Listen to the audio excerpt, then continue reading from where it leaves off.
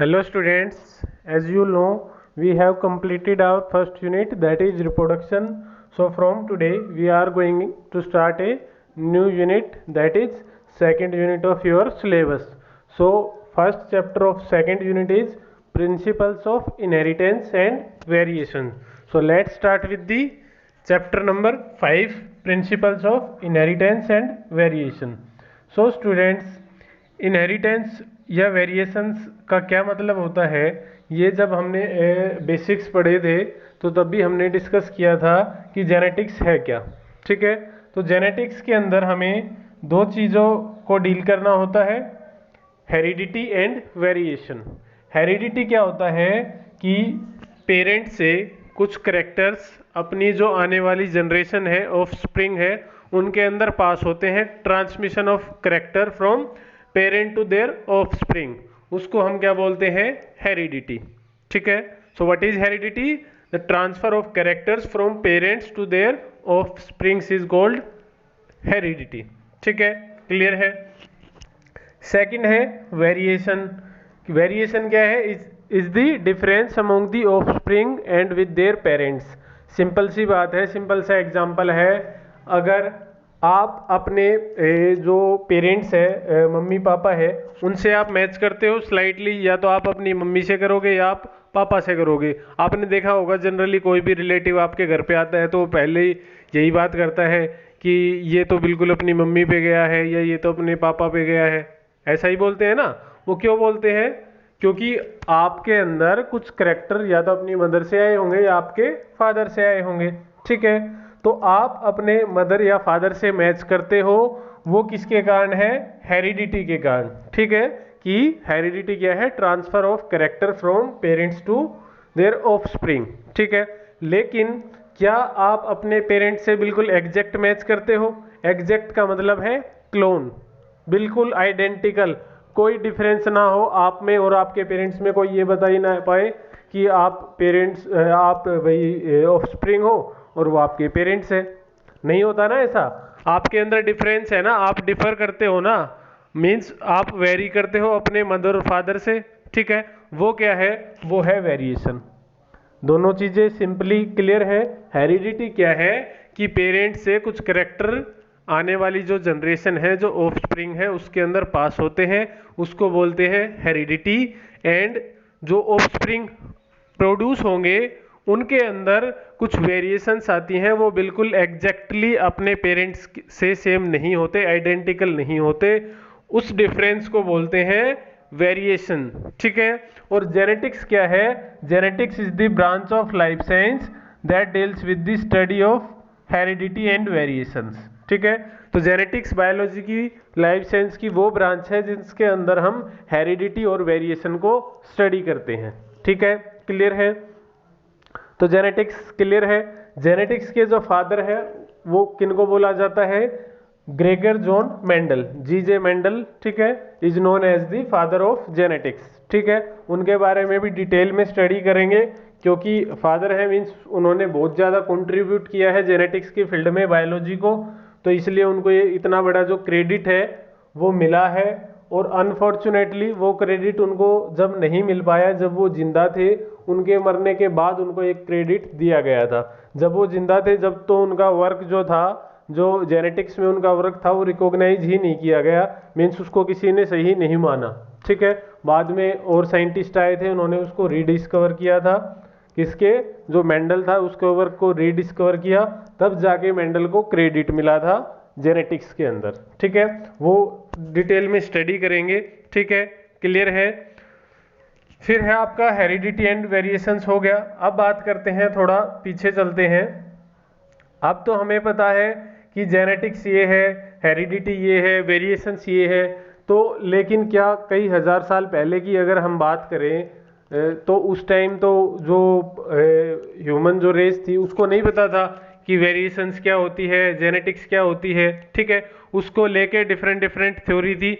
Means जब Mendel ने 1866 में अपना पब्लिकेशन किया था, मीन्स जो उसके रिजल्ट्स थे उसने वो society proceeding society of biology के अंदर 1866 में रख दिए थे। ठीक है, उससे पहले मीन्स किसी को कोई प्रॉपर आइडिया नहीं था हेरिडिटी और इसके बारे में, जेनेटिक्स के बारे में, कि ऐसे करेक्टर अपने आप को सेग्रीगेट करते हैं, एक डोमिनेंट होता है, एक रिसेसिव होता है, जो हम आगे डिटेल में स्टडी करेंगे पूरे चैप्टर में।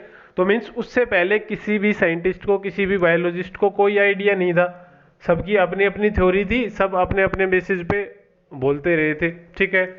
अगर क्रिएशंस की बात करें तो कोई बोलता था कि जो आपका वेरिएशंस है या जो नया जो ऑफ स्प्रिंग है वो वेपर से बनता है, ठीक है। ऐसे ऐसे भी साइंटिस्ट थे, जैसे आपने मैथ में पढ़ा होगा पाइथागोरस, ठीक है, उसने बायोलॉजी में भी हाथ मारना चाहा, तो उनकी जो थ्योरी थी पाइथागोरस की, उसने क्या बोला था कि मेल के अंदर कुछ वेपर्स जनरेट होते हैं और फीमेल के अंदर कुछ वेपर्स जनरेट होते हैं, और वो जब दोनों वेपर्स मिलते हैं तो उससे जो नया ऑफस्प्रिंग है वो बनता है, ठीक है। क्लियर है? वो थ्योरी बिल्कुल फेल, आज के दिन हमें पता है वो बिल्कुल गलत है, क्योंकि आज हमें पता है सब कुछ डिस्कवर हो चुका है, ठीक है।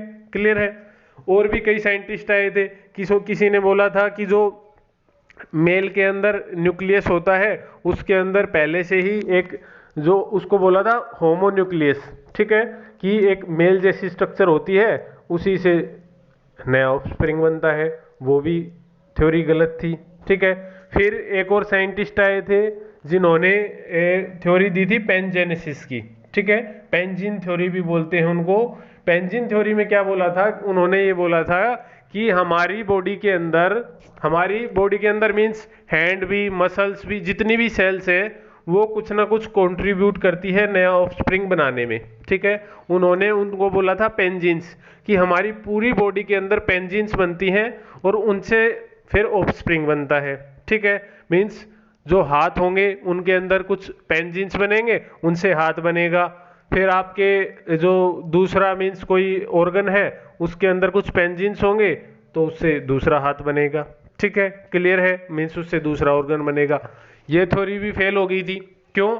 क्योंकि किसी साइंटिस्ट ने, वो किसी उसमें गए हुए थे वो साइंटिस्ट, तो उन्होंने उससे पूछ लिया कि सपोज किसी का एक हाथ नहीं है, तो मीन्स जो उसके ऑफस्प्रिंग होंगे उसका भी एक हाथ नहीं होगा, तो उस साइंटिस्ट के पास उस फैक्ट का कोई जवाब नहीं था, ठीक है। तो मीन्स डिफरेंट थ्योरी आई कि कैसे ऑफस्प्रिंग है वो प्रोड्यूस होते हैं, उनके अंदर वेरिएशंस आती हैं, लेकिन प्रूफ उसका कोई भी नहीं दे सका, ठीक है। और मेंडल तो बहुत बाद में आए 1866 में, उससे पहले भी किसी को कोई आइडिया नहीं था। लेकिन जो लोग थे उनको ये जरूर पता था कि कुछ ना कुछ वेरिएशंस होती हैं, मीन्स उनको ये पता है कि जो पेरेंट्स हैं उनसे जनरेशन में कुछ नया आता है, मीन्स वो अपने पेरेंट्स से बिल्कुल एग्जैक्ट मैच नहीं करती, लेकिन उनको ये नहीं पता था कि इसका रीजन क्या है, ठीक है, कि मीन्स कैसे जो करेक्टर हैं वो ट्रांसफर होते हैं, कैसे उनके अंदर वेरिएशंस आती हैं, इन सब का किसी को कोई आइडिया नहीं था, ठीक है। क्लियर है? देखो अब इसमें क्या है, the resulting offspring most often do not totally resemble the parents, ये है वेरिएशन, ठीक है। कि मीन्स लोगों को ये तो पता था कि भाई कोई एलिफेंट है तो उसका ऑफस्प्रिंग एलिफेंट ही क्यों होता है, ठीक है, टाइगर का बच्चा क्यों नहीं होता, ठीक है। कोई हमने मैंगो का प्लांट उगाया तो उससे मैंगो ही क्यों प्रोड्यूस होगा और कोई प्लांट क्यों नहीं होता। तो मीन्स इससे उनको ये तो पता था कि अगर एलिफेंट है तो इसके जो ऑफस्प्रिंग होंगे वो एलिफेंट ही होंगे, तो उससे उनको ये तो आइडिया था कि एलिफेंट के अंदर कुछ ऐसे करेक्टर हैं जब जो नया ऑफस्प्रिंग आएगा वो उसके अंदर ट्रांसफर होते हैं, ठीक है। लेकिन उनको अब ये नहीं पता था कि मेल गैमीट होगा, उसके अंदर डीएनए होगा, गैमीट्स बनेंगे, क्रोमोसोम्स होंगे, मीन्स इन सब का किसी को कोई आइडिया नहीं था, जीन क्या है, एलील्स क्या है, ठीक है। तो उसके लिए जो डिफरेंट साइंटिस्ट थे वो अपना अपना काम करते रहे, थ्योरी देते रहे, और वो अपना अपना उस टाइम पे वो फेल होती रही, ठीक है। क्लियर है? फिर जेनेटिक्स की हम बात कर चुके, फिर आए ग्रेगर जॉन मेंडल, ठीक है, जिनको हम बोलते हैं फादर ऑफ जेनेटिक्स, ठीक है। क्लियर है? फिर क्या है, इन्होंने, इनका जो बर्थ था वो कब हुआ था, 1822 और 1884 को इनकी डेथ हो गई थी। ये कहाँ से थे? ऑस्ट्रियन मोंक थे, मीन्स चर्च में पादरी थे जो ग्रेगर जॉन मेंडल थे, ठीक है। उन्होंने क्या किया था, हाइब्रिडाइजेशन किया था, एक्सपेरिमेंट किस पे, पी प्लांट पे, ठीक है। उन्होंने अपने हैबिट, क्या होता था उस टाइम पर कि जो भी पादरी होते थे चर्च के पास खुद की ज़मीन होती थी, ठीक है, ताकि जो चर्च है वो किसी के ऊपर डिपेंडेंट ना रहे, मीन्स वो इंडिपेंडेंट हो, अपना जो खर्चा है वो उस जो ज़मीन है उसी पे वो सोर्स हो उसके पास, उससे वो चला सके, ठीक है। तो जो ग्रेगर जॉन मेंडल थे वो कोई अच्छे ज़्यादा मीन्स साइंटिस्ट कम्युनिटी से नहीं थे, वो साइंटिस्ट नहीं थे, वो एक सिंपल चर्च में क्या थे, पादरी थे, प्रिस्ट थे, ठीक है। तो वो अपना नॉर्मली काम कर रहे थे, तो उनको नेचुरल जो चीज़ें थी उनमें उनका इंटरेस्ट था, प्लांट्स में, ठीक है, क्लियर है। तो उन्होंने क्या किया, जो उनको ज़मीन मिली थी चर्च की, उसमें उन्होंने अपना एक्सपेरिमेंट करना स्टार्ट कर दिया, ठीक है, क्लियर है। उन्होंने जो एक्सपेरिमेंट के लिए प्लांट सिलेक्ट किया वो क्या किया, पी का, मटर का जो पौधा था उसको उन्होंने अपने एक्सपेरिमेंट के लिए चूज किया। अब उसको भी हम देखेंगे आगे कि उन्होंने जो पी का प्लांट था उसी को चूज क्यों किया, और पी प्लांट के चूज करने से उसको क्या क्या बेनिफिट्स हुए, क्यों, क्योंकि वो कई साइंटिस्ट पहले भी एक्सपेरिमेंट कर चुके थे, उनके एक्सपेरिमेंट फेल हो जाते थे, लेकिन ग्रेगर जॉन जो मेंडल था उन्होंने प्रूफ के साथ सब कुछ सब साइंटिस्ट के सामने रख दिया था। वो अलग बात है कि किसी साइंटिस्ट ने उस टाइम उनको माना नहीं, ठीक है। He is regarded as the father of genetics, लेकिन आज के दिन हमें पता है हम इनको किसके रूप में जानते हैं, फादर ऑफ जेनेटिक्स के रूप में, ठीक है, क्लियर है। फिर क्या है, इनका जो बर्थ था वो कहाँ हुआ था, वो ऑस्ट्रिया में हुआ था, ठीक है, क्लियर है, जो कि आज कहाँ प्रेजेंट है, ऑस्ट्रिया में, मीन्स उस टाइम वो कहाँ पर था, मोराविया, ठीक है। वो जो स्कूल था उनको उससे सस्पेंड कर दिया गया था, क्योंकि वो क्या था, मीन्स ज़्यादा इकोनॉमिक कंडीशन उनकी ठीक नहीं थी, ठीक है। फिर उन्होंने मोंक में 1843 में चर्च को ज्वाइन कर लिया एज ए मोंक, ठीक है। फिर उनको 18, ये जो डेट है एक एक पूछी जाती है जीजे मेंडल पे, जो मेंडल सर है उनके ऊपर काफ़ी क्वेश्चंस आते हैं नीट के अंदर, इसलिए मैं थोड़ा डिटेल में करवा रहा हूँ उनकी लाइफ के बारे में, ठीक है। अब जो चर्च उस टाइम था, अब वो किसका, चेकोस्लोवाकिया का हिस्सा है अब फिलहाल, ठीक है, क्लियर है। 1851 में वो कहाँ गए, university of Vienna to study natural history and mathematics for 2 year. 2 साल उन्होंने नेचुरल हिस्ट्री और मैथमेटिक्स का कोर्स किया था वियना यूनिवर्सिटी में, ठीक है, क्लियर है। फिर वो लौटे, वहाँ से वापस आए और उन्होंने एज ए टीचर पढ़ाया भी, ठीक है, कहाँ, 1856 से 1865 तक, ठीक है। फिर उसी जो पीरियड था उसी पीरियड में 1856 से और 1863 तक 7 साल इन्होंने क्या किया, एक्सपेरिमेंट किया था पी के प्लांट पे, ठीक है। During this period he designed breeding experiment in the pea plant, ठीक है। He carefully analyse the result, give a mathematical interpretation, ठीक है। सबसे पहली बार बायोलॉजी की फील्ड में किसी ने मैथ को जो अप्लाई किया था वो कौन थे, मेंडल, ठीक है। मेंडल ने सबसे पहली बार बायोलॉजी के अंदर मैथ को अप्लाई कर दिया था, अब जो डाटा था उसको देने के लिए, ठीक है, स्टैटिस्टिकल जो डाटा था उसको अप्लाई कर दिया। और एक कारण ये भी था कि जिस टाइम इन्होंने साइंटिस्ट के सामने अपनी फाइंडिंग्स रखी तो वो सारे क्या थे, बायोलॉजिस्ट थे, उन्होंने देखा ये तो मैथ को घुसा रहे हैं बायोलॉजी के अंदर, तो वो वैसे ही उनसे थोड़ा वो हो गए, ठीक है, क्लियर है। फिर और क्या रीजन था वो भी हम डिस्कस करेंगे, ठीक है। उन्होंने 1865 में जो था अपना वो पब्लिश किया था, ठीक है। फिर अगर हम एक बार ये देखते हैं कि उन्होंने पी का जो प्लांट था उसको ही सिलेक्ट क्यों किया था, ठीक है।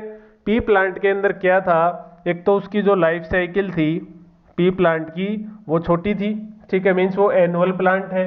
अब अगर सपोज वही कोई वो ऐसा प्लांट ले लेता जिसकी लाइफ साइकिल बहुत बड़ी है तो उसको एक्सपेरिमेंट करने में ही 20 से 30 साल लग जाते, इसीलिए उसने ऐसा प्लांट सेलेक्ट किया जिससे वो 1 साल में ही एक जनरेशन को ऑब्जर्व कर सके, उसको एनालाइज कर सके, ठीक है। फिर पी प्लांट के अंदर उसको कॉन्ट्रास्टिंग कैरेक्टर्स को उसने चूज किया, ठीक है। क्या कॉन्ट्रास्टिंग कैरेक्टर मीन्स एक प्लांट स्मॉल है तो एक उसकी हाइट ज्यादा है, मीन्स बीच का कैरेक्टर है वो उसने नहीं लिया। फ्लोर का कलर या तो पर्पल है या वाइट है, ठीक है, मीन्स बिल्कुल अपोजिट कैरेक्टर थे वो उसने चूज किए, ठीक है। फिर जो पी का प्लांट था उसको हैंडल करना इजी था, ठीक है, लाइफ साइकिल तो थी इजी, हैंडल करना भी इजी था उसको, उसके अंदर हाइब्रिडाइजेशन इजीली वो कर सकता था, ठीक है, क्लियर है। तो ये सब रीजंस थे कि उसने पी प्लांट को सिलेक्ट किया, ठीक है, क्लियर है। और जो करेक्टर्स हैं वो भी आते हैं कि कौन कौन से करेक्टर मेंडल ने क्या किए थे, चूज किए थे स्टडी के लिए, ठीक है। उसकी टेबल है, आप देख सकते हो कि 7 करेक्टर को मेंडल ने स्टडी किया था। वो कौन कौन से थे? हाइट, ठीक है, हाइट मीन्स या तो प्लांट टॉल है या शॉर्ट है, सीड शेप राउंड या रिंकल्ड, सीड कलर येलो या ग्रीन, सीड कोट ग्रीन या वाइट, फिर पोड शेप इन्फ्लेटेड या कॉन्स्ट्रिक्टेड, पोड कलर ग्रीन या येलो, फिर फ्लोअर पोजीशन एक्सियल या टर्मिनल, ठीक है। मीन्स ये जो 7 करेक्टर थे ये मेंडल ने स्टडी किए थे। एक और बात कि मेंडल ने एक बार में एक ही करेक्टर को स्टडी किया था, ठीक है। जितने भी साइंटिस्ट थे इससे पहले वो यही गलती कर रहे थे कि वो एक बार में कई सारे करेक्टर हैं उनको स्टडी करते थे, ठीक है, क्लियर है।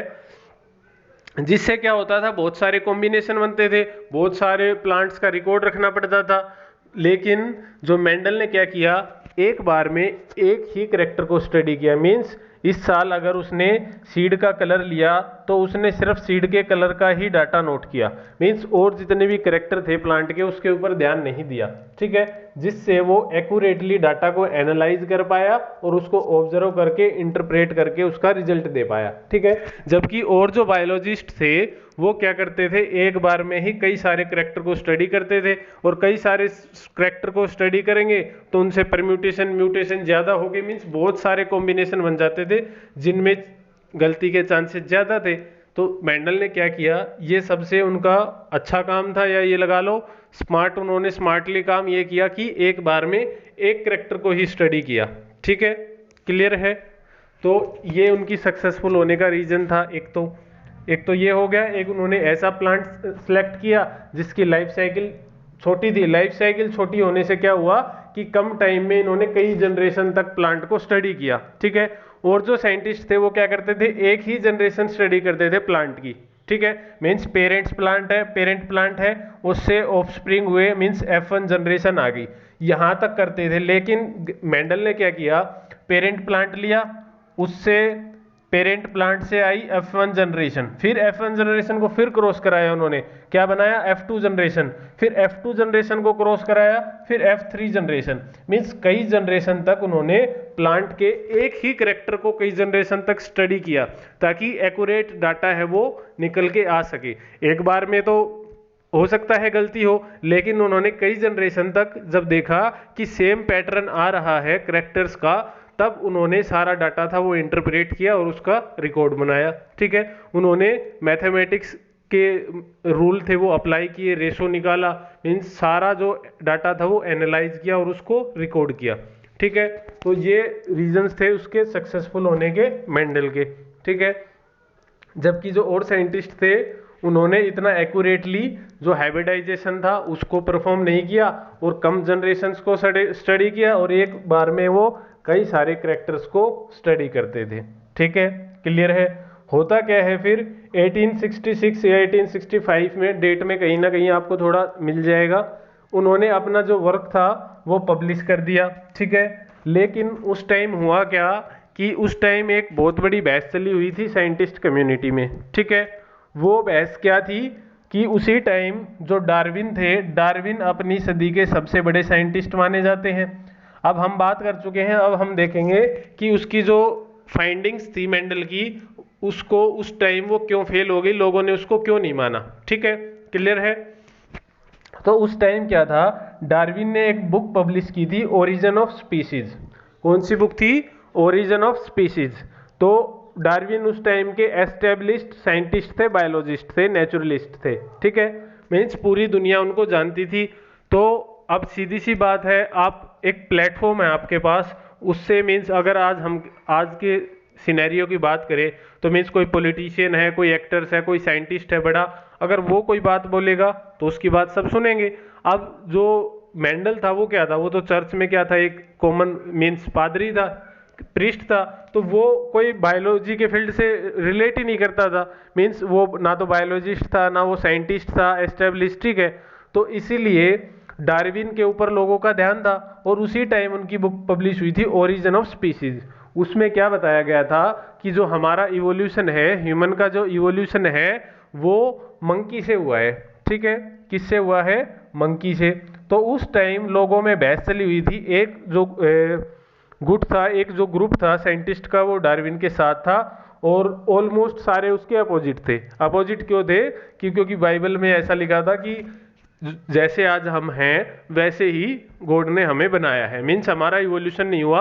ये बिल्कुल थ्योरी गलत है कि हमारा इवोल्यूशन मंकी से हुआ है, मीन्स मैमल्स बन के ऐसे, जैसा कि इवोल्यूशन हम आज के दिन पढ़ते हैं, ठीक है। उस टाइम किसी ने डार्विन को वो नहीं मान रहे थे, तो उस बात पे बहुत सारी बहस छिड़ी हुई थी, ठीक है।